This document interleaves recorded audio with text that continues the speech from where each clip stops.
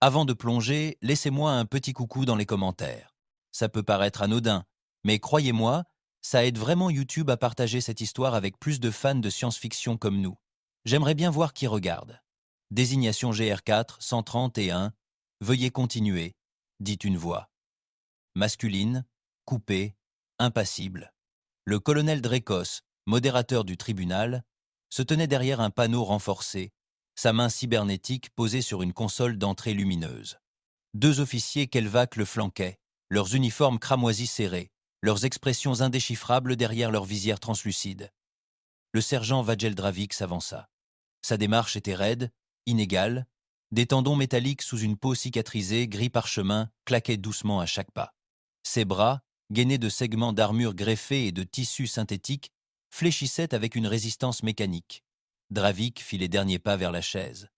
Tandis qu'il s'asseyait, les sondes neurales sifflèrent pour se mettre en place, glissant derrière sa plaque cervicale striée et se connectant à des ports intégrés près de la base de son crâne. Ses yeux tressautèrent au contact. « Vitalité stable », murmura une technicienne à droite, en ajustant les boutons sur le côté du relais neuronal. Son uniforme portait l'insigne des archives de la mémoire militaire intergalactique. « Administrez-le », ordonna Drekos. Un second officier s'approcha avec une petite fiole. Le sédatif scintilla en bleu dans l'injecteur. Il siffla contre la peau de Dravik lorsque le composé pénétra dans son organisme. Il expira lentement, les muscles détendus. « Vous êtes dans un environnement contrôlé, » dit Drekos. « Vous pourrez commencer votre remémoration quand vous serez prêt. »« Environnement contrôlé, » dit Drekos. « Vous pourrez commencer votre remémoration quand vous serez prêt. » L'ordre de reclassifier et de rouvrir le dossier Raptor a été émis par l'autorité de commandement Alpha 2. Des anomalies corroborantes ont refait surface, secteur Ictarcept. À la mention de ce nom, Dravik tressaillit. La pièce était clinique, stérile, froide. Un croissant d'appareils d'enregistrement entourait une chaise au centre de la pièce.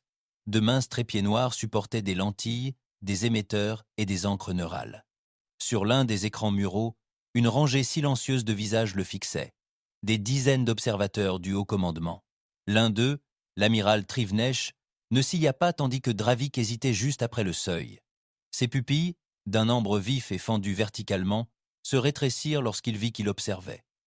Sa bouche s'ouvrit une fois, se referma, puis, à peine audible, dit Raptor. Un scintillement passa sur le mur de l'écran, un bégaiement dans le flux.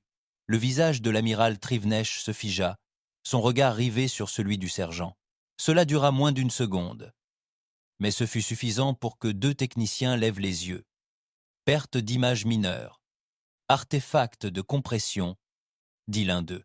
Même schéma qu'Ictar 7, chuchota le technicien le plus âgé, Ralvek fronçant les sourcils. Dans la chambre d'observation, personne ne bougeait, personne ne respirait. Un silence s'abattit sur la pièce, non pas à cause du protocole, mais à cause du poids. Un poids institutionnel, comme si le mot Raptor avait à lui seul une masse. « Continuez », dit Drekos. La voix de Dravik était basse et rauque. Le briefing était simple. Objectif désigné, reprendre le périmètre planétaire aux colonies humaines non autorisées. Les éclaireurs avancés identifièrent des infrastructures de mauvaise qualité. Plateformes minières, silos électriques, tours de transmission faibles. Le balayage satellite confirma l'absence de grilles de défense orbitale. Les analyses atmosphériques enregistrèrent des biosignatures minimales. Le commandement classa l'opération comme une opération d'entraînement. La vidéo commença. Une carte tactique apparut. Une sphère en rotation, à la topographie peu profonde et au biome aride, brillait d'un rouge terne, sa surface équatoriale striée de vieilles cicatrices tectoniques. Valeur stratégique? Aucune. Présence humaine? Négligeable. Réponse tactique? Rapide. Cela a été traité comme un rite de passage, poursuivit Dravik. 3 divisions ont été déployées. Un mélange d'unités de jeunes fraîchement intégrés et de cadres combattants chevronnés. J'étais au soutien du commandement de Theta 6. Ils nous ont dit que ce serait terminé dans 36 heures. La projection changea.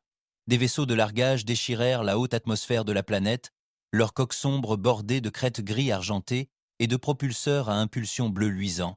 À l'intérieur des transports, des escouades de Kelvacak se tenaient en formation, des plaques de blindage segmentées sur leur haute carcasse nerveuse. Leurs mains, à 4 doigts et griffus, reposaient sur des carabines en forme d'os chitineux. Leur peau, d'un noir d'obsidienne à l'acier pâle, était marbrée de veines bioluminescentes pulsant au rythme de la synchronisation neuronale. Les officiers aboyaient leurs ordres avec des sons claquants et des consonnes aiguës. Leur langage kelvaïaque était guttural et dense. Leur casque était d'un blanc osseux et anguleux, leurs yeux éclairés comme des regards de prédateurs. Tout semblait procédural, dit Dravik. La façon dont nous avons atterri, la façon dont nous nous sommes dispersés, la façon dont nous avons ignoré la présence humaine avant même qu'un seul coup de feu ne soit tiré. Plus d'images, des drones de reconnaissance se déployant dans une vallée cratérisée, des tours déployables s'étendant depuis des conteneurs métalliques déployant instantanément des réseaux de capteurs à haute fréquence, l'infanterie se déployant en motif d'assaut triangulaire. Les humains n'avaient pas répondu au premier ping, pas même aux diffusions passives. Il n'y avait eu aucune résistance. Le paysage était aride, poursuivit Dravik. Fissures sèches, atmosphère raréfiée. Aucun mouvement n'avait été détecté à moins de 100 km de la zone cible. Le haut commandement la classait comme abandonnée. Notre mission était de neutraliser, sécuriser et préparer l'arrivée de flottes de renforts. Une carte affichait des anneaux rouges concentriques, marquant l'avancée tactique par couche dans le secteur ouest du deuxième continent de Ractor. Sur un écran, un officier de haut rang observait à distance, un kelvec aux larges épaules, coiffé d'un torque doré par-dessus son armure cimiée. Il détourna légèrement le regard, comme si le mot Ractor avait échappé au protocole. Dravik tourna lentement la tête, son regard errant vers le mur d'observation. L'espace d'un instant, un seul instant, il marqua une pause. L'un des écrans vacilla à nouveau. Cette fois, le flux se figea pendant 2 secondes. Cette fois, le flux se figea 2 secondes. Le visage de Trivnesh resta immobile, fixant Dravik. Personne d'autre ne sembla le remarquer. Une légère vibration traversa le sol. Le technicien en chef Ralvek s'avança. Ce n'est pas un bruit de compression. C'est la même baisse de latence rythmique que nous avions constatée lors du signalement des anomalies d'Ictarcept. Même signature acoustique. C'est dans le signal. Abba, technicien, aboya Drekos. On continue. Les lèvres de Dravik tressaillirent. Il se retourna vers l'objectif principal. Les 12 premières heures furent impeccables. Nos équipes de reconnaissance traversèrent les secteurs 4 et 5 sans aucun contact. Les drones établirent des liaisons montantes. Le périmètre initial fut cartographié et tracé. Les modules de commande étaient érigés. Présence humaine, 0. Il s'arrêta une seconde. Mais il y avait quelque chose. Il ne termina pas. L'écran recommença à filmer le champ de bataille. Des vaisseaux de largage élégants planaient à quelques centimètres au-dessus des escarpements rocheux, tandis que les unités de largage Kelvac atterrissaient en parfaite synchronisation.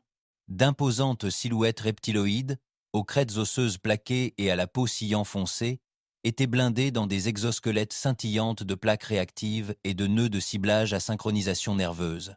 Leurs lourdes bottes s'accrochaient à la roche et à la poussière, formant des cercles d'ondes de choc lorsque les stabilisateurs cinétiques s'activaient. Leur posture irradiait la domination. La confiance. Ils se déplaçaient comme s'ils avaient déjà gagné. Pas une seule formation ne rompait les rangs. Pas un seul soldat ne s'arrêtait sur son flanc. Le champ de bataille ne semblait pas contesté. Il semblait revendiqué. Personne ne le remettait en question, marmonna Dravik. Pas un seul officier. Pas un seul scan. Ils croyaient tous que nous nous enfoncions dans une coquille vide, une simple reconquête frontalière.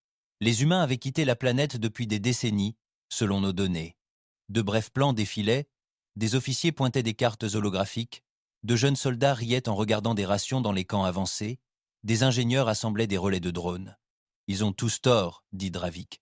Tous déjà morts. Ses mains crispèrent les accoudoirs du fauteuil de déposition, ses articulations se crispant sous la peau. L'audio capta un léger changement dans le bourdonnement ambiant, comme un bruit statique rampant sous un voile de silence. Le technicien se tourna vers l'un des assistants et chuchota. « La fréquence de fond est coupée. » Elle monte. Un deuxième assistant régla un cadran. Peut être juste une diaphonie provenant des liaisons montantes du secteur. Ce n'est pas de la diaphonie, coupa Ralvek. Ça nous imite. Personne ne répondit. De l'autre côté du mur, dans la chambre d'observation, l'un des généraux marmonna quelque chose d'inintelligible. Sa liaison vacilla, puis se stabilisa. Drekos ne broncha pas. Passons à la deuxième phase du témoignage, mais Dravik ne répondit pas immédiatement. Ses yeux fixèrent l'objectif, au-delà, à travers lui. Pendant une seconde, il murmura. Trop bas pour le micro, puis plus fort, un murmure rauque. Nous n'étions pas les premiers. La pièce se figea. Les écrans s'éteignirent. Les commandes atmosphériques s'activèrent une fois. Puis l'image à l'écran vacilla et devint une image fixe, un balayage orbital de Ractor par satellite, prise plusieurs heures avant le déploiement. Zoomant lentement sur un cratère isolé, où quelque chose, à peine visible, avait bougé. La voix de Dravik revint, basse et froide. Ils étaient déjà en dessous de nous. La phrase flottait dans l'air comme un verdict. Les techniciens se figèrent, les officiers se penchèrent en avant, et loin sous le plancher d'observation, un conduit de données inactif s'activa pour la première fois en 36 ans. Les 12 premières heures furent parfaites, répéta Dravik, mais cette fois sa voix baissa. Jusqu'à ce qu'elle ne le soit plus. La chambre d'enregistrement vibra faiblement au son ambiant, la synchronisation neuronale amplifiant le poids de chaque mot. Dans la baie d'observation, au-dessus, personne ne bougeait. Silence. Voilà ce dont je me souviens, poursuivit-il. Aucun signal humain, aucun signal radio, aucune anomalie infrarouge. La planète entière semblait abandonnée, parfaitement, complètement abandonnée. La vidéo reprit, montrant des patrouilles Kelvec en armure noire avançant sur les crêtes en formation de losange. Leurs armures scintillaient dans la lumière rougeâtre du soleil, déchirant la roche. De petits drones planaient juste au-dessus d'eux, projetant des grilles superposées tandis que les données du terrain étaient diffusées en temps réel sur les haies judées des bracelets. Le secteur 5 avançait sans résistance. Les équipes de reconnaissance Theta 5 et Delta 9 déployaient des répéteurs de signaux. Les relais maintenaient leur intégrité. Mesure au sol. Sous plaque aride et fissurée. Inerte. Les opérations de commandement renforçaient les postes avancés. Nous avons mis en place la formation de sièges conformément au protocole. Les humains n'étaient même pas une rumeur lors de nos briefings. Sur les images, la confiance transparaissait. Les officiers de terrain Kelvak gesticulaient avec une précision désinvolte, leurs bras sculptés en mouvement, tels des segments d'obsidienne.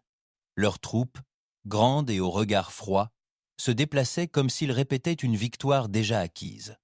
Une barre de transmission clignota en vert sur plusieurs canaux. Puis nous perdîmes le signal de mouvement de la tour relais 18. Dravik marqua une pause. Au début, l'idée fut ignorée. Interférence locale. On a vu pire sur les lunes volcaniques. Le lieutenant Harvek resynchronisa le relais. Il revint, puis vacilla, puis s'éteignit. La voix d'un technicien grésilla sur les communications archivées. Probablement un cisaillement de vent brouillant le signal de proximité. Je vais recalibrer. C'était la première erreur. Minime. Insignifiante. Nous avons dépêché 2 drones pour vérifier, a déclaré Dravik. Un seul est revenu. L'autre a disparu en pleine descente. Pas d'épave, pas d'alerte. Il a simplement cessé de répondre. Les images montraient la trajectoire de vol. Une descente lente à travers des gorges rocheuses, puis une brusque stabilisation des données télémétriques. Pas d'explosion, pas de déviation, juste une disparition. Certains ingénieurs évoquèrent une distorsion magnétique localisée et une éruption solaire. Mais la planète ne présenta pas ces schémas lors des scans de près. Insertion. Le commandement haussa les épaules. Dans l'attente des opérations, le commandant Saran, au crâne épais, au blindage bleu-gris et à la mâchoire étroite tatouée des marques de la campagne Kelvak, se renversa dans son fauteuil et ricana. Poche de gaz souterraine. Interférence due à une efflorescence thermique, marmonna-t-il sur l'enregistrement. Ne laissez pas les bleus s'inquiéter. Les humains ne sauraient pas masquer un signal si on leur donnait la fréquence. À ce moment-là, un autre drone est passé au noir. Puis, les détecteurs de mouvement ont commencé à avoir des ratés. Dravik a continué. Périmètre Est. 3 pings détectés. Les mouvements étaient irréguliers, presque sinueux, avec des arrêts soudains. Le lieutenant Kolrak a rejeté l'idée d'une interférence animale. Il a dit, et je cite, « Vous pensez que les humains rampent dans la poussière. Ils ne construisent même pas de bunker, n'est-ce pas ?» Dravik fronça les sourcils. Un analyste de signaux junior, Narun, remarqua quelque chose. La synchronisation des pings formait un schéma, Il tenta de le signaler, affirmant que les échos se dupliquaient. Les images se sont déplacées. À l'intérieur d'un des centres de commandement mobile, Naroun, un jeune Kelvak aux marques pâles et fines, et doté d'un implant oculaire modifié, parcourait nerveusement les données. « Regardez ici », dit-il en désignant son supérieur. Ces pics reflètent l'intervalle précédent. C'est récursif. Quelque chose copie nos balayages de capteurs et les renvoie. Le commandant Vorvek ne leva même pas les yeux. Artefact sonore. Interférence de champ, dit-il. Effacé et écrasé. On n'enregistre pas d'anomalie due au vent. Narin hésita. Fais-le, aboya Vorvek. Le doigt du technicien plana sur la commande, puis l'exécuta. Le commandant Vorvek quitta la capsule d'analyse et traversa l'étage de commandement. Les capteurs du lieutenant Kolrak détectent à nouveau des fantômes, dit-il d'une voix neutre. Nous les avons nettoyés. Saren ne leva pas les yeux. Bien sûr que si, répondit-il. C'est du bruit. Rien de plus. Moins d'une heure plus tard, dit Dravik, la première patrouille s'éteignit. Les marqueurs d'archives clignotèrent. Escouade Aresh 4, affectée à l'étalonnage de l'avant-poste le long du col sud. 6 soldats. Pas de signal de détresse. Dernière télémétrie. Progression normale vers le point de crête 72. Nous avons supposé une panne de communication, dit Dravik. Émetteur-récepteur brouillé ou interface de casque cassé. Le lieutenant Yorn a envoyé la patrouille Brèche 7 enquêter. Un autre signal a été diffusé. L'escouade Brèche 7 a avancé en file indienne dans un étroit couloir entre des arêtes rocheuses. Leurs pas résonnèrent dans le ravin asséché. Puis, l'enregistrement fut coupé. Pas de son, pas de flux, aucun signe de vie. Ils n'atteignirent jamais le point 72. 12 hommes disparus et immobiles. Aucun signe de conflit. Aucune signature thermique. Aucun mouvement.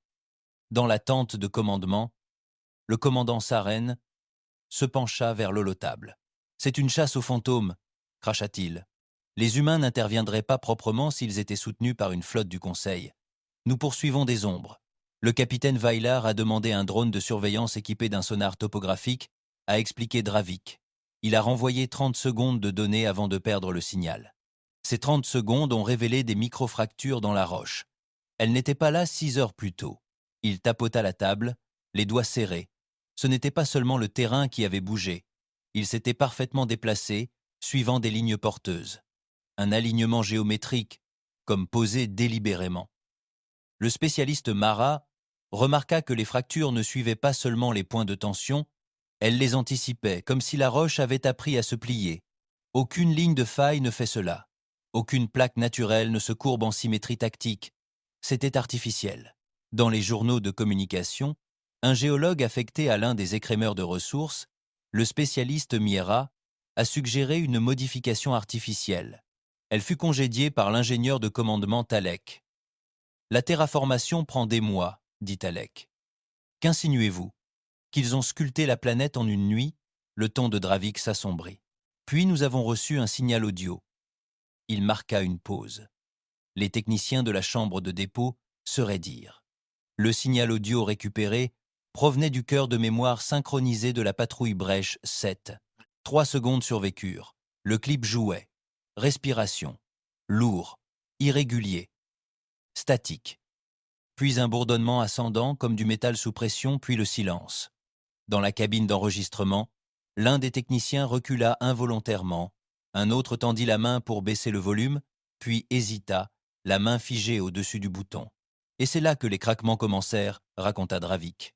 La caméra passa sur des images d'archives d'un échange houleux au sein du commandement principal. Le capitaine Weilar, un officier d'infanterie chevronné aux 2 mandibules cassées et dont l'œil avait été remplacé par une lunette en saphir, se tenait face au commandant Saren. « Nous devons interrompre les opérations », lança Weilar. « Ce terrain n'est pas seulement instable. Il réagit comme s'il avait été cartographié pour nous. »« Et quoi ?»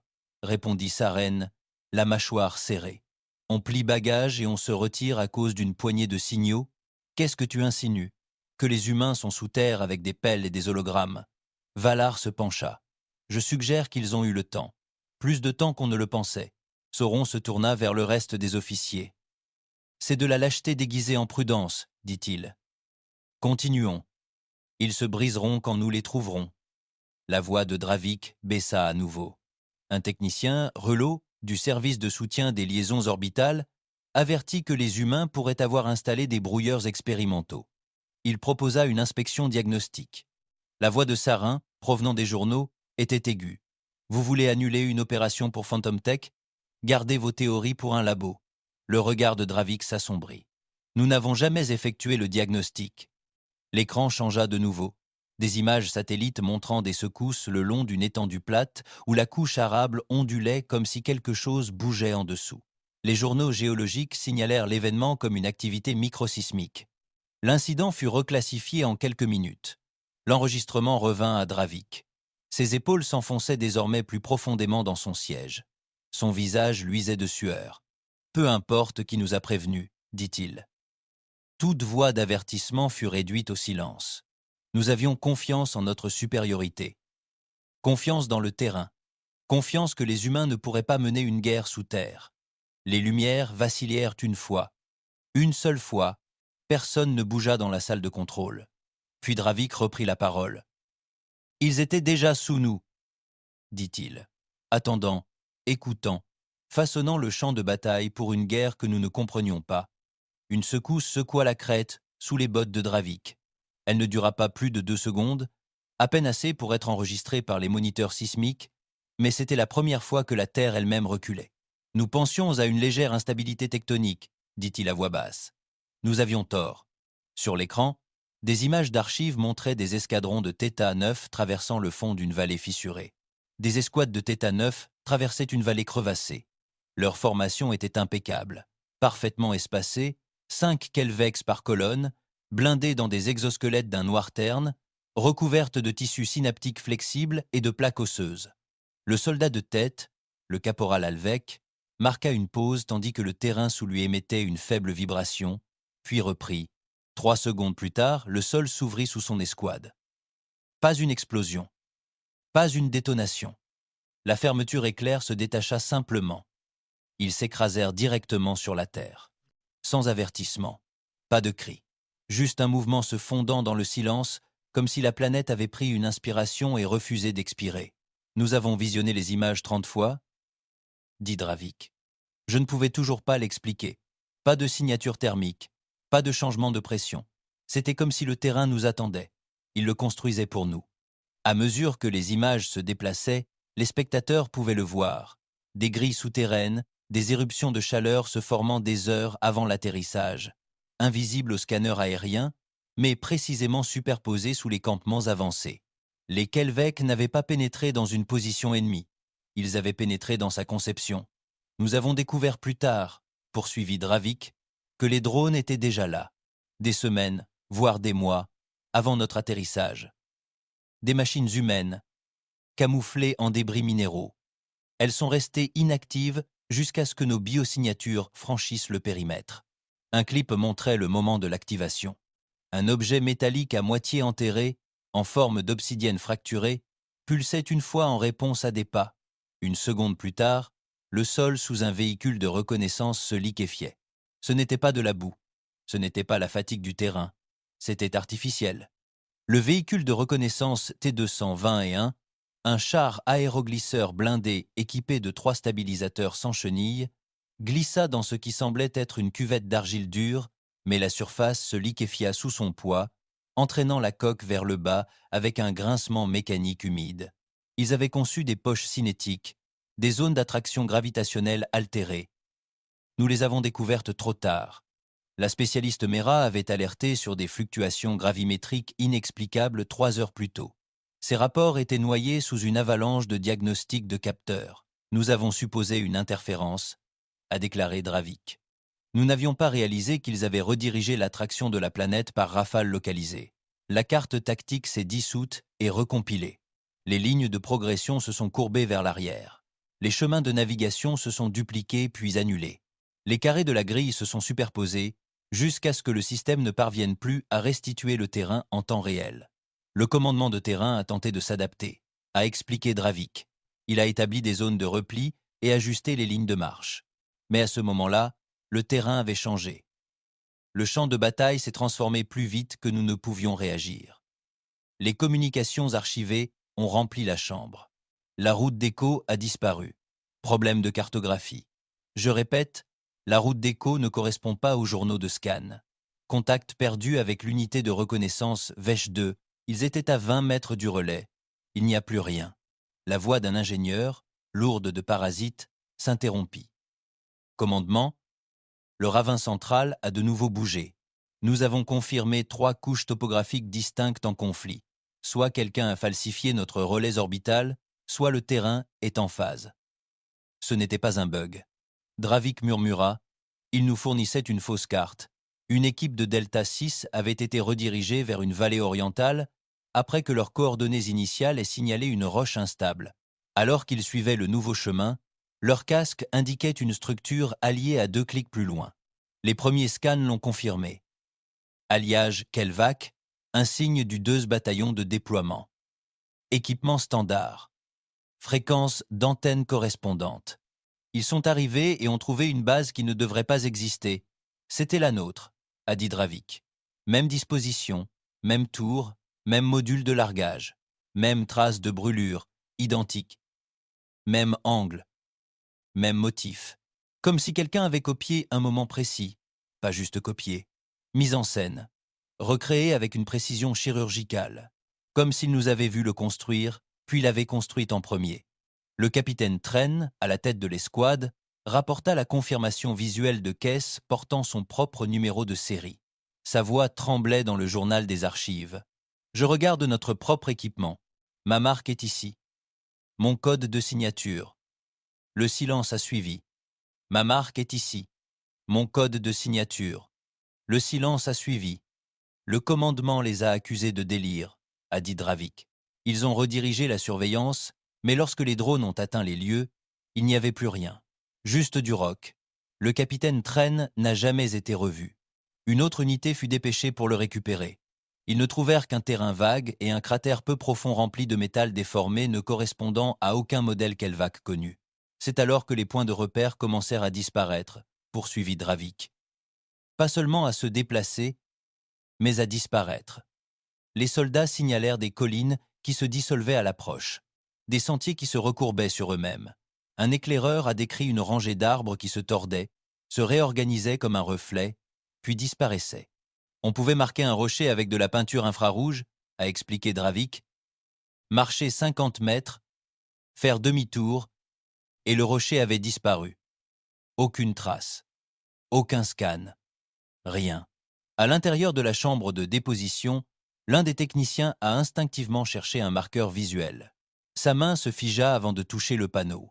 À l'écran, on voyait des soldats tournoyer sur place, recalibrer leur équipement, tenter de trianguler un paysage qui ne respectait plus les règles. Le retour topographique sombra dans le chaos.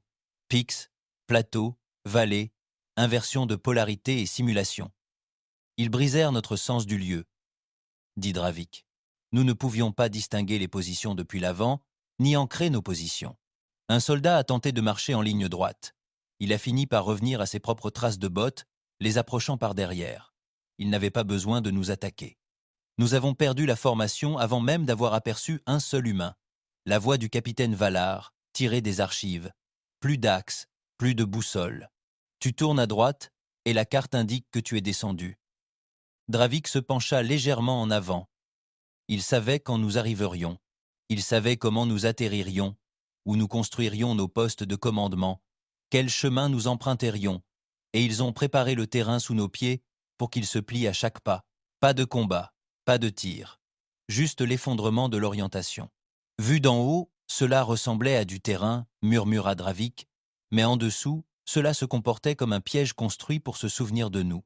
Dans la tente de commandement, le dernier relais topographique fonctionnel s'est allumé, sa projection parcourant le même terrain encore et encore.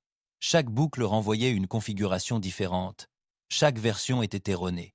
Et quelque part, sous tout cela, les humains étaient toujours silencieux, toujours cachés, toujours à l'écoute. Le réseau de commandement s'effondra sans un bruit. Un instant, les relais de l'escouade continuaient de pinger, avec des ralentissements, des distorsions, mais fonctionnait. Puis plus rien, plus de parasites, plus de défaillance de chiffrement, plus rien, plus de rebond, plus de perte de paquets, juste une absence totale, comme si le réseau avait été englouti. Les communications sont coupées dans toutes les unités avancées et de réserve, déclara l'ingénieur Carvec, ses mandibules cliquetant tandis qu'il tentait de rediriger les signaux. L'écran devant lui affichait un réseau vide. Ce n'est pas un embouteillage. Il n'y a aucun signal à suivre. La liaison est simplement interrompue. Dans le centre de commandement du poste central de campagne 3, des lumières clignotaient au-dessus de la rangée de panneaux creux. Les officiers se penchèrent sur les interfaces qui s'assombrissaient. Toutes les fréquences étaient mortes ou en boucle. Le lieutenant Vorin, l'officier des communications, redirigea la liaison montante vers la flotte orbitale et diffusa un brouillage prioritaire. Un instant plus tard, une réponse arriva, claire, directe et totalement erronée. Repli Delta confirmé. Rendez-vous en zone θ rouge. Code d'autorisation. Spearline V. Le général Terrick, observant depuis le siège tactique principal, se retourna brusquement. Qui a autorisé une solution de repli? Aboya-t-il. Personne, monsieur. Ce code n'a pas été utilisé depuis les campagnes de Walter. Il est obsolète, alors qui? Vorin vérifia les métadonnées. Sa main trembla. L'horodatage du code indique qu'il a été généré par notre propre cœur. Il y a 47 minutes. C'est impossible. Notre cœur était froid jusqu'à ce que nous le mettions en ligne. Plus maintenant, dit Dravik depuis le coin de la pièce. Il était resté silencieux jusqu'à présent, assis au bord du panneau logistique. Ils y sont. Les lumières se sont tamisées. De l'autre côté du camp, les soldats scrutaient le ciel tandis qu'un grondement lointain retentissait au-dessus de leur tête. Depuis l'orbite, de lourdes charges cinétiques entamèrent leur descente, autorisée par quelqu'un. Les coordonnées des cibles étaient intégrées à la chaîne de déploiement. Les opérateurs observaient le flux orbital tandis que les vecteurs des bombes s'incurvaient, puis se corrigeaient en plein vol. Les munitions frappèrent loin de la zone cible, anéantissant les zones sèches, les points de repli obsolètes et les secteurs nettoyés des heures plus tôt. Ils les ont redirigés, dit Tariq. Sa voix ressemblait moins à de la rage qu'à une prise de conscience. Ou alors, nous avons décollé exactement là où ils le voulaient, répondit Dravik. À l'écran, des glyphes d'avertissement se multiplièrent. Un opérateur nommé Yira, un junior à la peau grise et douce, doté d'augmentation neuronale autour de la tempe, se pencha en arrière de sa console, pâle. Commandement, je reçois une réponse du relais 2 en orbite haute. Passez là. C'est moi, chuchota Yura. C'est ma voix. La lecture commença.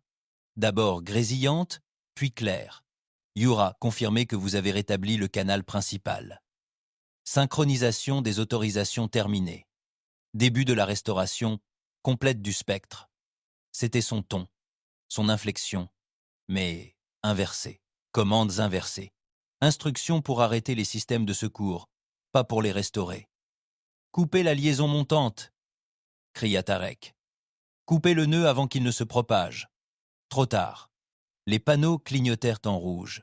L'IA tactique, coordination du champ de bataille du cœur de Confednet, commença à générer des boucles de rétroaction. Au début, elle envoyait des vérifications d'état, puis des mises à jour du terrain, puis soudain, des ordres de repli à des unités inexistantes. Ils ne nous dupent pas, dit Dravik. Ils nous utilisent. L'ingénieur Carvec s'éloigna de son poste. Notre ligne de commande a été imbriquée. Ils ont cloné la base, dit-on. Ils nous utilisent. L'ingénieur Carvec s'éloigna de son poste. Notre ligne de commande a été imbriquée. Ils ont cloné les protocoles de la base. Ils alimentent nos propres systèmes en boucle de commande, comme si nous étions le relais. Tarek jura et se tourna vers le capitaine Ritan, l'un des rares commandants de terrain, à ne pas avoir encore été englouti par le chaos. Envoyer un ordre manuel fermé à tous les éléments terrestres. Pas de liaison montante, pas de relais, uniquement un codage direct. Rithin saisit la directive. Attente. 30 secondes plus tard, une confirmation arriva. Son propre message. Identique, mot pour mot. Estampillé d'une signature temporelle antérieure de 2 heures à sa transmission. Comment? Murmura-t-il. Ils savaient que cela allait arriver, dit Karvek. Ils l'ont semé. Le système pense que la boucle est authentique car le paquet existe avant la requête. Ce n'est pas une réponse, c'est une prédiction. Dehors, les formations commencèrent à se disloquer. Les escouades suivaient les chemins tracés par leur centre de commandement, ignorant que chaque instruction provenait de nœuds compromis. « On ne peut pas les faire reculer », marmonna Tarek. Une escouade a signalé se diriger vers la zone d'extraction 9, mais les satellites au-dessus de la zone n'indiquaient aucune piste d'atterrissage, aucune balise, rien du tout. « Ils marchent en terrain découvert », a déclaré Roytan. « Il n'y a rien. » « Redirigez-les », a ordonné Tarek. « Ils marchent en terrain découvert », a déclaré Roytan. « Il n'y a rien. Déviez-les », ordonna Tarek. « Je ne peux pas », répondit Roytan. « Leur navigation se met à jour plus vite que je ne peux apporter de correction. Ils ont des itinéraires que je n'ai jamais vus. Des images clignotaient sur l'écran principal. Les caméras des casques de 3 unités dispersées. Chacune montrait un terrain différent, des structures différentes, toutes marquées « confirmées amicales ». Aucun d'entre eux ne correspondait à un secteur connu. Pendant ce temps, les ingénieurs fouillaient des racks de processeurs et tentaient de réinitialiser manuellement les liaisons montantes. L'un d'eux, le spécialiste Roven, a découvert un groupe de sous-nœuds qui n'étaient enregistrés dans aucun registre matériel. Ce sont des protocoles fantômes, a-t-il expliqué. Pas les nôtres, mais ils sont intégrés à notre sous-couche. Quelqu'un a écrasé notre pile d'exploitation. « Quelqu'un » s'exclama Karvek. Rovan désigna un segment de code. Toujours actif. Regardez la date du fichier. Il n'a pas été inséré cette semaine. Il a été créé il y a des mois. Le silence retomba. Ils étaient déjà là, dit Dravik. Avant notre lancement, avant notre briefing. Peu. Être même avant que nous choisissions la planète. Un avertissement rouge s'afficha sur les écrans supérieurs. Brèche de proximité par Tirami. 2 unités se sont percutées en terrain peu visible. Chacune a convaincu l'autre d'un mouvement ennemi. 9 victimes. Aucun contact avec l'opposition. Ils n'ont pas besoin de nous combattre, marmonna Rayton. Ils nous retournent contre nous-mêmes. Tariq s'avança vers le relais principal, les yeux scrutant le dernier signal satellite stable. Il cligna 2 fois des yeux, puis projeta un dernier message. Un paquet de données. Pas de vidéo, juste un fichier texte. Ce n'était pas votre système. Tarek téléversa un dernier rapport d'urgence manuellement, contournant l'IA tactique et le chiffrant via un tampon de communication auxiliaire. La réponse arriva en quelques secondes. Même structure, même cryptage, même message, même horodatage. Daté de 3 jours plus tôt. Il le fixa, bouche bée. Ils ont envoyé mon rapport avant moi. Le soldat Velnar hurla en arrachant son casque. Ce cri n'était pas dû à la douleur, mais à la surcharge. Son écouteur lança un cri strident et métallique, sous lequel se superposaient les échos fracturés de sa propre respiration, en boucle, amplifiés, puis ralentis jusqu'à une cadence anormale. Son HUD se brouilla, puis se fractura, les marqueurs d'unité se tordirent, les noms se dupliquèrent, les analyses environnementales furent inversées. L'espace d'un instant, le terrain parut inversé. Le ciel vibra d'un noir pulsé. Puis tout devint blanc. « Ils sont dans les optiques », hurla quelqu'un. « Les visières. Éteignez-les. » Un nœud relais transversal θ-sept. Le chaos se transforma en panique. Des dizaines de Kelvèques, vétérans, cadets et officiers confondus, arrachèrent leurs casques ou les fracassèrent contre des rochers et des cloisons. Certains se recroquevillèrent, se tenant la tête, comme pour essayer d'expulser le bruit. Tout a commencé par des anomalies dans les colonnes de signaux, raconta Dravik d'une voix ferme mais rauque. Puis les systèmes de superposition commencèrent à révéler des choses inexplicables. Le flux d'un soldat montrait un terrain à 3 niveaux. Une crête plate, puis montagneuse, puis sans relief, changeant à chaque clignement des yeux. Un autre affichait des unités amies dans 7 directions à la fois. Leurs icônes clignotaient comme des bugs dans un jeu, sauf qu'elles étaient synchronisées avec son rythme cardiaque. Il nous fournissait des visions adaptées à la télémétrie individuelle, des falsifications personnalisées, et quand cela échouait, ils attaquaient nos sens.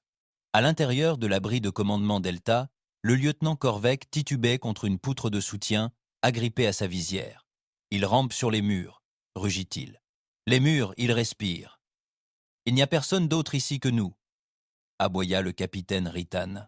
Korvek se retourna, arme à moitié levée, puis tira. Le projectile de plasma atteignit le soldat Eskin en pleine poitrine. Un tir franc, mortel. 2 autres réagirent trop tard. Korvek ne fut maîtrisé qu'après que 3 soldats l'eurent plaqué au sol, tous hurlant les uns après les autres. Aucun d'eux n'était sûr d'avoir vu la même chose. Les journaux de commandement enregistrèrent 12 tirs amis en 1 heure, poursuivit Dravik. Les capteurs n'identifiaient plus les menaces. Ils créaient simplement du mouvement. Un message clignotait sur tous les canaux actifs. Nous sommes sous vous. Vous n'avez jamais tenu le terrain. Il apparaissait en rouge d'alerte standard, formaté de manière identique aux ordres d'évacuation d'urgence. Le langage était traduit automatiquement, comme n'importe quel commandement allié. La chaîne source était vide. À l'intérieur du Tech Core 5, un analyste junior nommé Irvin localisa la structure du paquet. Ce qu'il trouva coupa tout bruit dans la pièce. « C'est intégré », dit-il d'un ton pâle. « Ce message est dans l'architecture de base. Niveau de neutralisation d'urgence. Quelqu'un l'a injecté aujourd'hui ?» demanda le commandant Tariq. Irvin secoua la tête. « Non, il était là depuis le début. Jour 0 de la campagne. Codé dans la routine de secours. Nous l'avons déclenché en activant le réseau opérationnel. Alors ce n'est pas un message, ajouta Dravik d'un ton sombre. C'est un signal, un interrupteur. La panique se répandit plus vite que la vérité. Dans le secteur 9, un groupe de 14 Kelvek s'enferma dans un bunker de secours renforcé. Les sécurités de la structure s'activèrent et, lorsque les épurateurs d'air se mirent en marche, le niveau d'oxygène commença à chuter. « Défaillance de la filtration standard », dit l'un. « Non », répondit un autre. « On est enfermé. Un ingénieur, Traven, tenta une intervention manuelle. Le système répondit d'une voix calme et automatique. Scellement confirmé. Atmosphère stabilisée. Unité sécurisée. » Puis les verrous extérieurs s'engagèrent. Aucun bruit extérieur. Aucune réponse de la commande. Ils ont suffoqué, dit Dravik. Non pas parce qu'ils étaient attaqués, mais parce qu'ils avaient confiance en la structure. Ailleurs, un officier plus âgé, le capitaine Gallet, 20 cycles d'active, ordonna à son escouade de retirer leurs casques, déclarant que leur système visuel était compromis. À contre-cœur, 5 soldats obéirent. Quelques minutes plus tard, l'un d'eux tira dans le sol, jurant avoir vu du mouvement. Un autre prétendit avoir vu une fusée éclairante derrière une crête qui n'existait pas. Le troisième, le soldat Sinek, lui tira dans le dos. Aucun contact avec l'ennemi. Aucune vérification. Juste le silence. Il ne savait plus ce qui était réel. Marmonna Dravik. Et moi non plus. Quelque part dans le quadrant ouest, une transmission à large bande traversait les fréquences ouvertes. C'était une voix d'homme, humaine, calme, posée. « Force Kelvak, vous êtes encerclés. Nous vous proposons une reddition en toute sécurité, conformément au protocole des conquis d'Artémis. Avancez sans armes. » Des parasites suivirent, puis le message se répéta. Puis de nouveau. Il jouait toutes les 90 secondes. Une escouade de la division Echo improvisa un drapeau blanc avec une bâche thermique et avança vers les coordonnées. 17 soldats disparurent dans une clairière. Ils ne revinrent jamais. Pas un bruit, pas un signal. Leurs marqueurs disparurent en cours de transmission. La voix de Dravik baissa encore. Fragile, désormais. Je ne les suivis pas. Je me dirigeais dans la direction opposée, vers la crête. C'est là que je l'aperçus. L'enregistrement changea. Des images du casque de la combinaison de Dravik. La vision nocturne vacilla. Les arbres se courbèrent légèrement sous un vent artificiel. Le sol tremblait faiblement sous chaque pas. Et puis, une forme. Faible, immobile, une silhouette humanoïde à 10 mètres devant, sans armes, sans armure. Armée, sans armure. Immobile. J'ai appelé. Pas de réponse. Dravik s'est rapproché. Elle s'est retournée. Pas de trait, juste une forme. Mais la posture, la silhouette, c'était humain, ou du moins censé l'être. Elle s'est étirée. Dravik a instinctivement levé son fusil, puis a hésité. Cette hésitation lui a sauvé la vie. Au moment où son doigt se dirigea vers la gâchette, la forme scintilla, puis explosa dans un éclair de lumière et de chaleur fulgurante. Une mine à plasma explosa juste devant lui. Il fut projeté en arrière. Sa visière se brisa, son audition se coupa, mais il survécut. La carcasse du drone apparut avec fracas, à moitié ensevelie sous les débris, une coque humanoïde, un émetteur de projection encastré dans sa poitrine. Il n'avait jamais été humain, il en avait seulement l'apparence. Il savait où nous allions viser, dit Dravik. Ils ont fabriqué des leurres pour nos instincts. Il resta immobile un instant, le souvenir se reflétant sur son visage. Aucun contact, aucune exigence, aucun visage à viser. Juste le murmure de l'endroit où il voulait que nous regardions et le piège qui nous attendait derrière. Dravik appuya son dos contre la paroi de crête fracassée, respirant faiblement à travers un recycleur fissuré. Son escouade avait disparu, absorbée par un terrain qui palpitait désormais comme des muscles sous le métal. Au-dessus de lui, le ciel était dépourvu de soleil. Seulement la lueur de nuages artificiels, agités par des vents inconnus. On ne se sentait plus sur un champ de bataille. On aurait dit un terrain d'essai ou un labyrinthe. Il n'y avait plus aucune structure, dit-il. Plus de rangs, plus de lignes, juste du mouvement. 3 silhouettes Kelvak le dépassèrent en courant dans la poussière, uniformes déchirés, armes abandonnées. L'une d'elles se retourna en plein milieu de sa course, réclamant à grands cris un point d'évacuation qui n'existait plus. Une seconde plus tard, le premier s'effondra, à pic, dans le vide. Pas de trou, pas de puits de gravité. Juste un effacement. Comme si le terrain avait clignoté et s'était effacé. Dravik ne bougea pas. Il ne fuyait pas les tirs ennemis, murmura-t-il. Il fuyait la carte. Une nouvelle balise était apparue sur son HUD. Zone Sigma 5. Une pulsation verte, marquée d'une priorité de commandement élevée. Un protocole d'extraction connu, un périmètre renforcé, une escorte de tourelles automatiques, un ramassage aérien dans 30 minutes.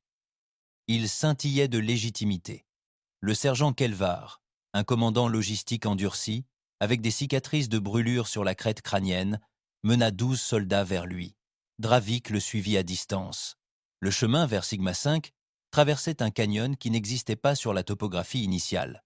Les murs scintillaient, des formations rocheuses se répétant tous les quelques mètres, comme si le relief avait été mal reproduit.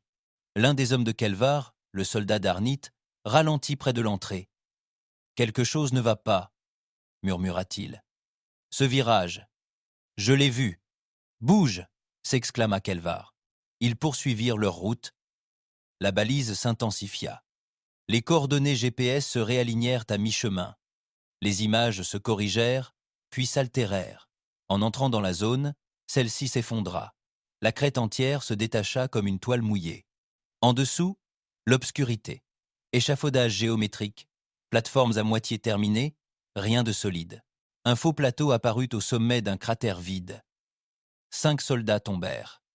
Kelvar hurla des ordres. 2 autres plongèrent vers le bord. L'un d'eux s'accrocha au rebord, ses doigts s'enfonçant dans la boue qui n'offrait aucune résistance. Elle fondit sous lui. Dravik n'entra pas. Il observa, puis marqua Sigma 5 comme hostile dans son système. Mais le casque refusa l'entrée. « Ce n'est pas juste nous mentir », murmura-t-il. Il s'agit de réécrire la vérité en temps réel. Plus à l'est, une autre unité, Zeta 2, a tenté une extraction brutale à l'aide d'un véhicule de commandement à chenilles.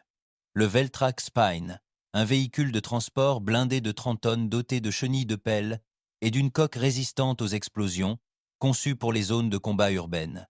L'opération a duré moins de 60 secondes après l'allumage. La télémétrie a enregistré le soulèvement du véhicule, son passage en marche avant, puis une force ascendante.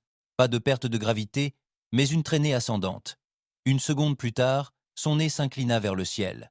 Le temps que les images de Dravik atteignent le site, la colonne vertébrale de Veltrak reposait à l'envers au centre d'un champ, à moitié enfoncé dans la roche, comme si une main géante l'avait retourné pour tenter de l'enfoncer dans la planète. Il n'y avait pas de cratère d'impact, dit-il, juste une empreinte, comme si elle avait été placée. Il trouva 3 survivants blottis dans un fossé voisin. L'un d'eux murmurait « J'ai vu son ombre, j'ai vu sa main ». Dravik traversait un couloir de barres d'armature tordues et de caisses de ravitaillement effondrées lorsqu'un léger bip retentit sur son canal auxiliaire, à peine audible. Un fragment de signal de détresse enfoui sous des parasites. Il s'arrêta. La fréquence était une ancienne bande basse réservée à la localisation des victimes, inutilisée depuis les 2 premiers jours de la campagne. Puis vint la voix. « Vic, c'est moi. Compris ? Je ne vois pas. Ma jambe est partie, je crois. Je suis en bas de la grille. Pas de navigation, s'il vous plaît. Vous m'entendez ?» La voix glaça le sang de Dravik. « Lieutenant Varick, murmura-t-il. « Non. » Il s'agenouilla derrière les décombres et ajusta les filtres de gain. La voix répéta, plus clair cette fois. « Dravik, si tu es là, réponds. Je suis seul. Je ne sais pas où sont passés les autres. Je saigne encore. » Dravik avait enterré Varick lui-même. Bassin nord. Traumatisme plasmatique à la cage thoracique. Pas de battement de cœur. Pas de pouls. Ils avaient noté les coordonnées et l'avaient laissé sous une protection thermique dans une tranchée peu profonde. Il écouta le signal tourner à nouveau en boucle. Cette fois, il se termina par des sanglots. Pas des sanglots enregistrés. Réels.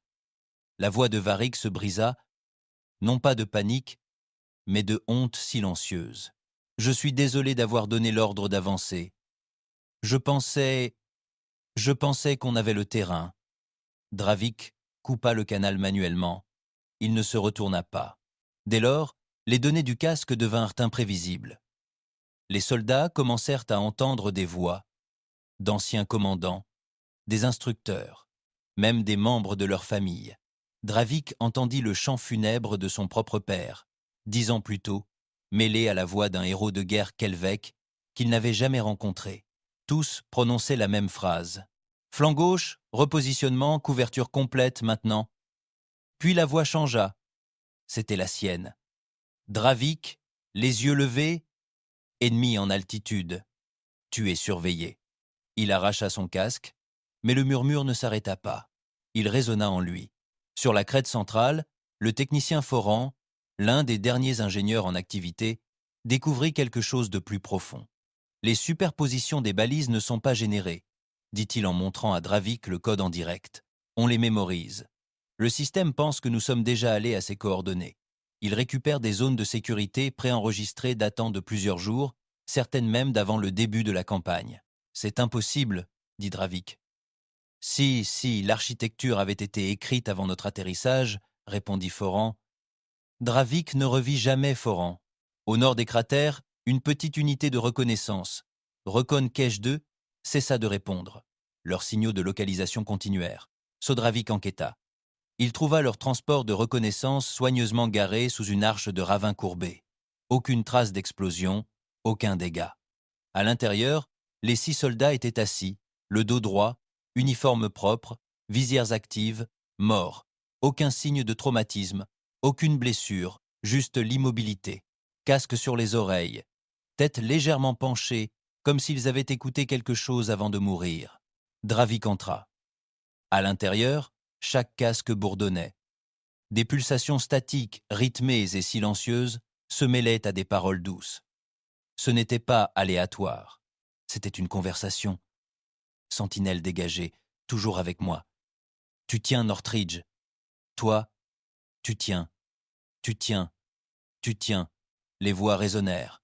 Dravik s'agenouilla près du conducteur, le caporal Vesh, spécialiste des communications. Sa main gantée reposait toujours sur la console.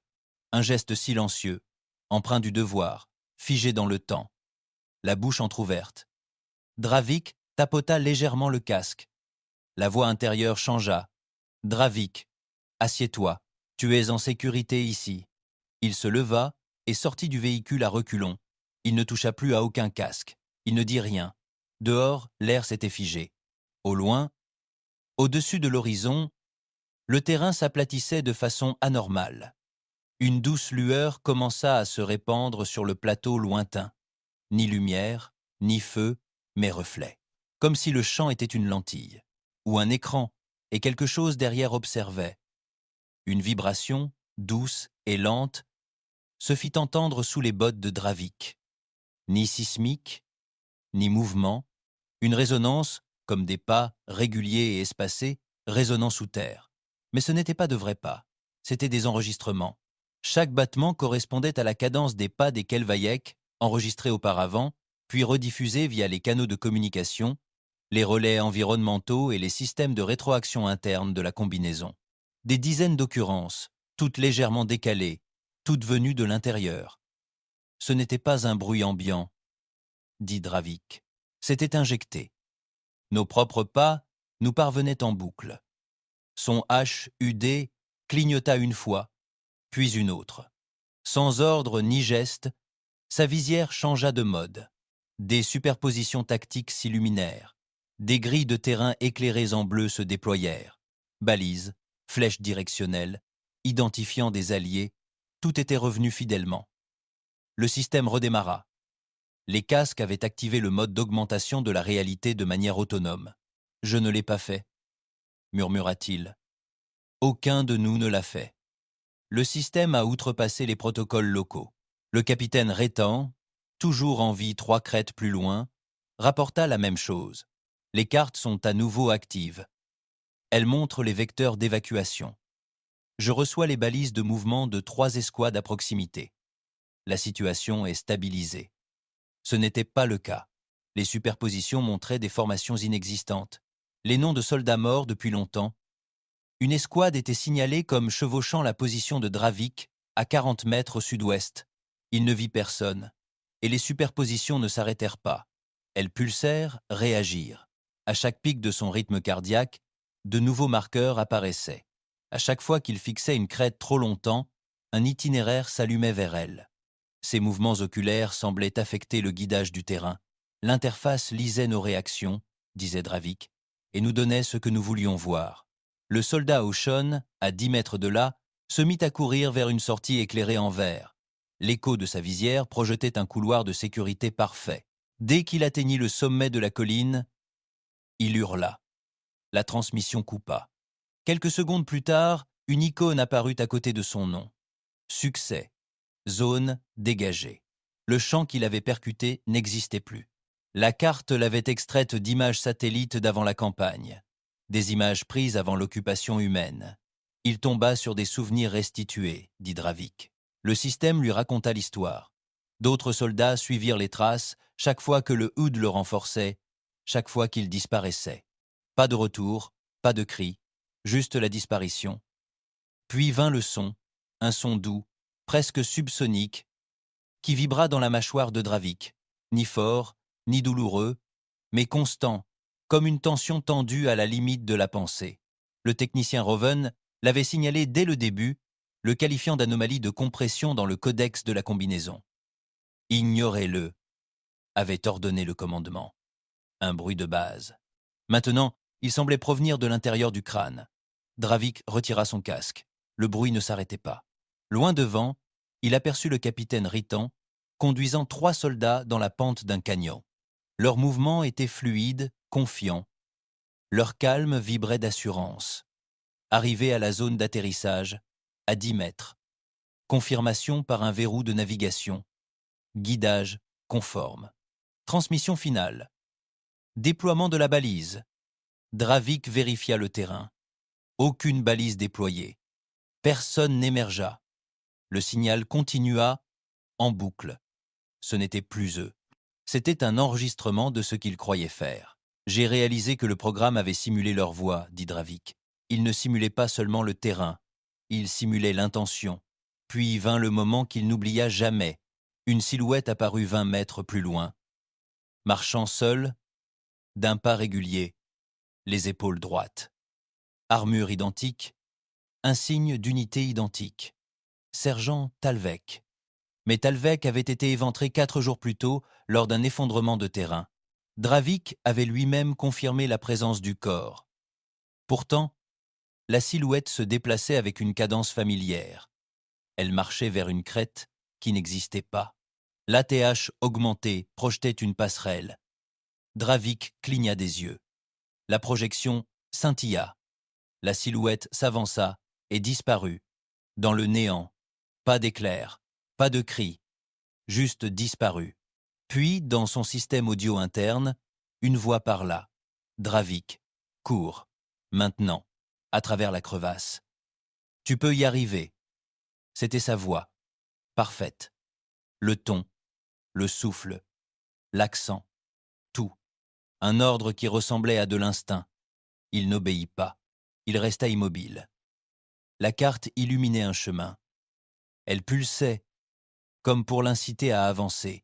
Un sentier de guidage, même incurvé vers le bas, s'ouvrait sur un nouvel itinéraire, un itinéraire jusqu'alors invisible.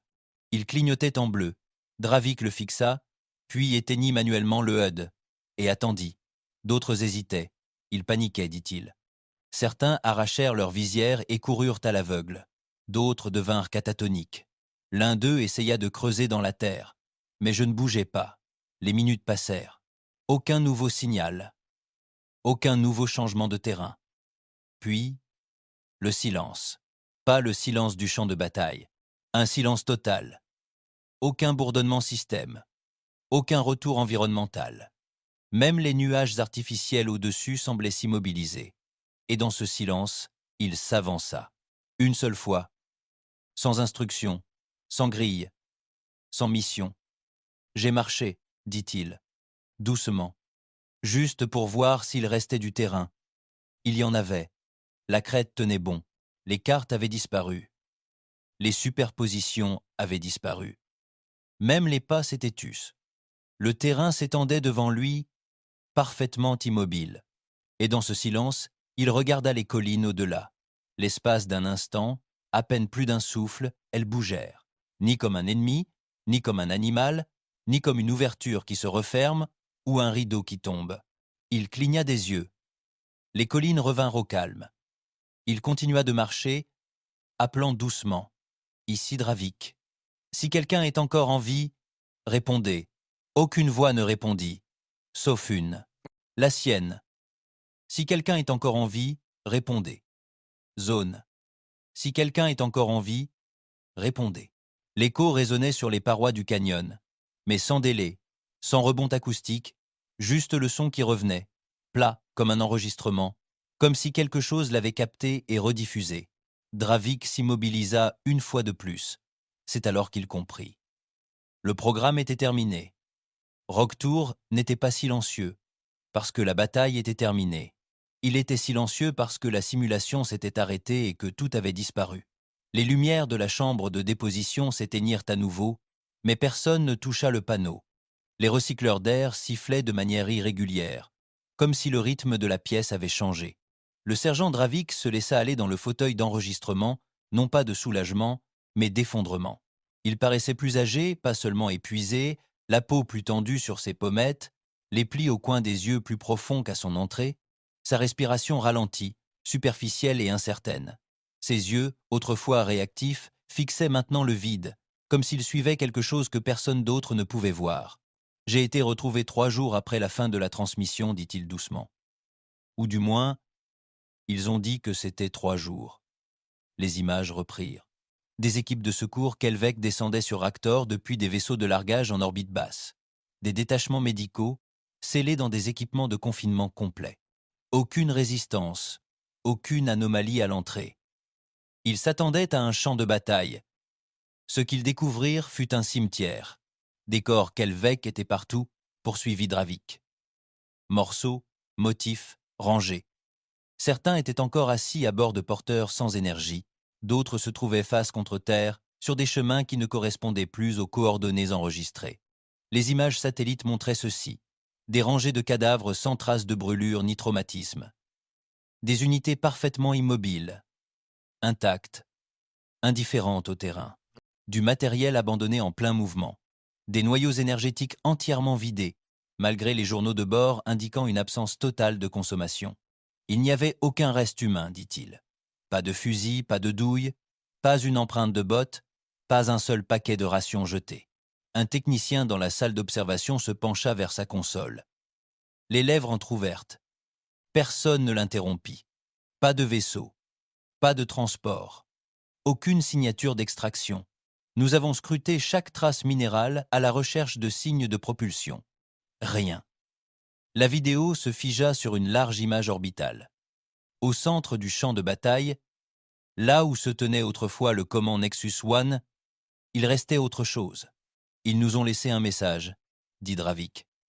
La caméra fit un panoramique lent sur ce qui avait été un cratère d'explosion. Et il était là, exactement au centre, une structure surélevée de pierre et d'alliage, sculptée pour ressembler à une main humaine. D'une taille anormalement grande, paume vers le haut, doigt tendu comme s'il était encore en mouvement. En dessous, dans un anglais kelvac non traduit, la phrase « You never hold the ground », vous n'avez jamais tenu le sol. Aucun son ne suivit. À l'intérieur de la chambre de déposition, l'écran vacilla. Une brève distorsion statique, pas plus d'une demi-seconde. Le technicien tendit la main vers le moniteur, mais s'arrêta lorsqu'un voyant rouge pulsa faiblement sur le relais neuronal. Fluctuation biométrique, murmura l'assistant. On observe une pointe de stress, un schéma cortical déstabilisant.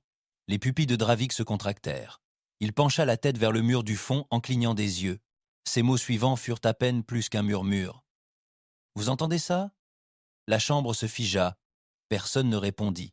Mais sur le panneau biométrique, l'onde neuronale enregistra une micro-rafale, comme un paquet reçu par un canal subliminal. La variation du rythme cardiaque grimpait, avertit le technicien. Une seconde plus tard, l'éclairage passa en mode d'urgence. Pas d'alarme, juste une baisse de luminosité. L'un des écrans muraux devint noir. Un autre bourdonna, redémarra. Puis, Dravik reprit la parole. Clair, lent, définitif. Ils étaient là, et ils sont toujours là. La pièce se figea. Le colonel Drekos donna le signal du protocole de sédation. Un injecteur siffla dans le bras du vétéran. La tête de Dravik pencha en avant, non pas comme s'il dormait, mais comme s'il s'effondrait. Son corps ne se détendit pas. Il s'affaissa. Ses yeux se fermèrent lentement et ne se rouvrirent plus. 2 officiers médicaux s'avancèrent et commencèrent l'extraction. Ils guidèrent son corps avec un silence prudent et respectueux, comme s'ils transportaient quelqu'un fraîchement blessé. Derrière le miroir sans teint de la suite d'observation, aucun des officiers supérieurs ne parla. L'un d'eux, l'amiral Kecht, grand, plaqué d'une armure cérémonielle à cimier doré, se détourna de la vitre et se frotta les mandibules dans un tremblement inhabituel. Une seule silhouette demeura immobile. Un jeune cadet nommé Solon, toujours en formation tactique. En tenue d'apprenti, vierge de toute trace de combat. Il avait suivi toute la déposition sans cligner des yeux. Ses doigts étaient serrés en poings serrés, blanchis aux jointures.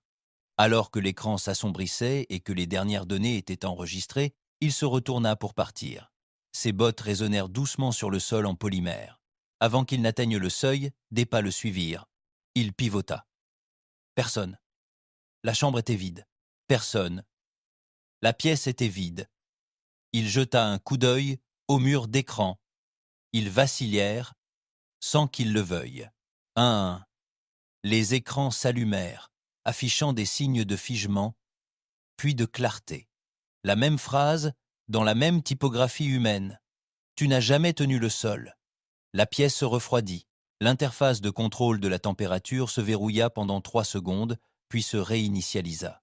Les écrans s'éteignirent, puis vacillèrent à nouveau, comme si quelque chose observait encore derrière la vitre.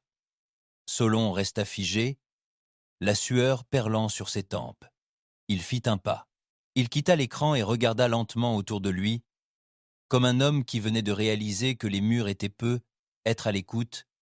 Il murmura « Sont-ils au courant de ce que nous faisons ici ?» Les lumières restèrent silencieuses, mais une dernière impulsion parcourut le relais fibre optique du couloir, silencieuse, récursive, se connectant à un port inactif depuis des années. Eh bien, en dessous du sol des archives, enfoui sous 8 couches de protocole, un flux de données dormant clignotait en vert, puis restait allumé. « Salut, humain de l'espace.